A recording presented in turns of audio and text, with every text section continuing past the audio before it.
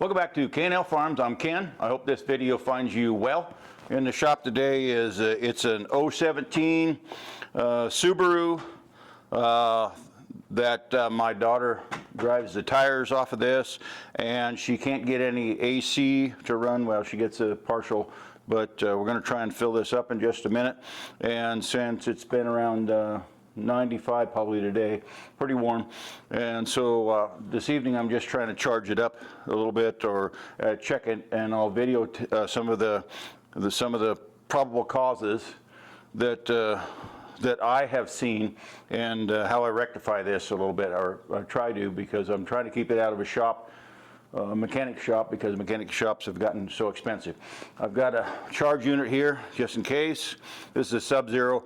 I'll link this and a set of gauges down in my description for my Amazon account if you'd like to go look at it.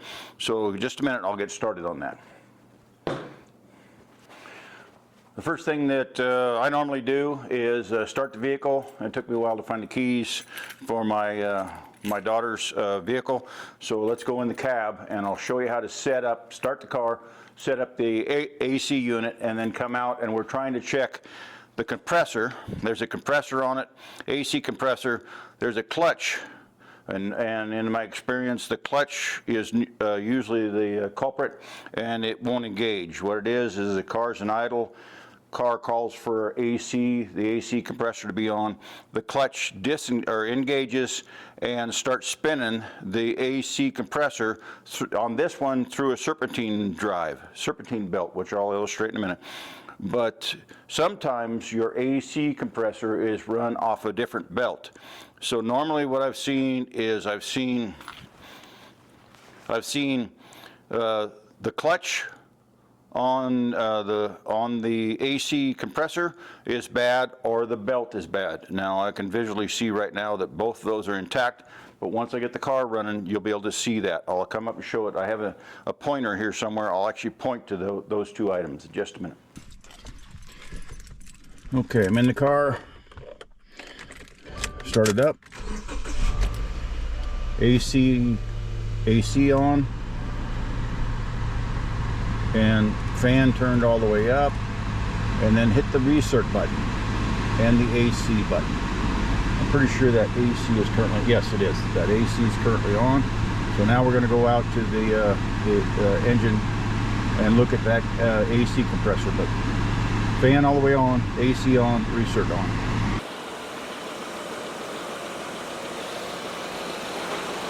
Okay, should be able to see me. One of the camera shots should get this, and I'm going to point to the serpentine belt. You probably can see it on one of the cameras. Serpentine belt, clutch. Here, I'm going to try and touch it with this tape measure. Full open. It's wide open, trying to make air. Now, the other thing is you're going to have to figure out is high pressure, low pressure. Now, on this case, it's got it labeled. It's actually labeled high pressure and labeled low pressure. But if you're confused, your vehicle doesn't have that, the larger the two lines. See this line right here? Looks like about 5/8 in diameter. That's high pressure. See how this one back in the back here is about 3/4 in diameter? That is low pressure. So let's take off the low pressure and be careful with that belt drive. See how easy that low pressure cap comes off there. Low pressure cap. We're going to put that back once we get done. Shake it, and they want it upright. Shake it a little bit. Cut the tab off there.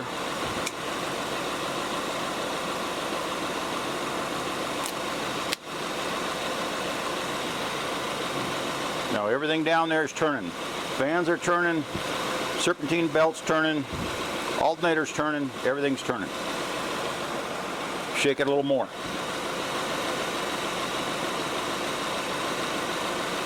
Get it shook up pretty good, and then they want it standing up, kind of vertical. But let's get this quick connect. There's a quick connect on there. Let's get it clipped in there. Get this over here.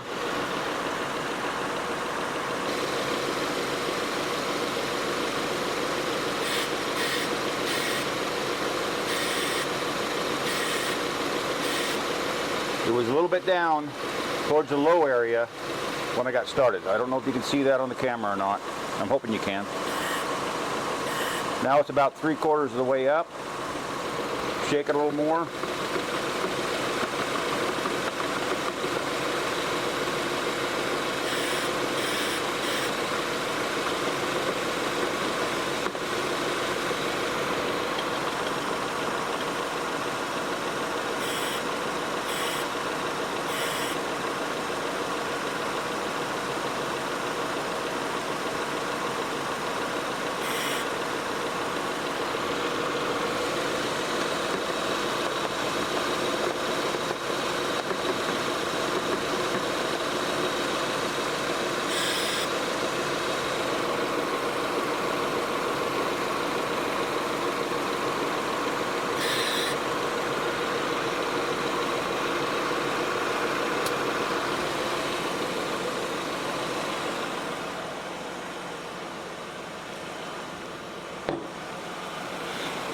Okay, should be topped off.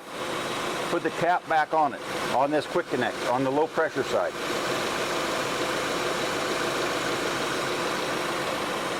And then that compressor or that AC unit should be working better. I'll check it here in just a minute.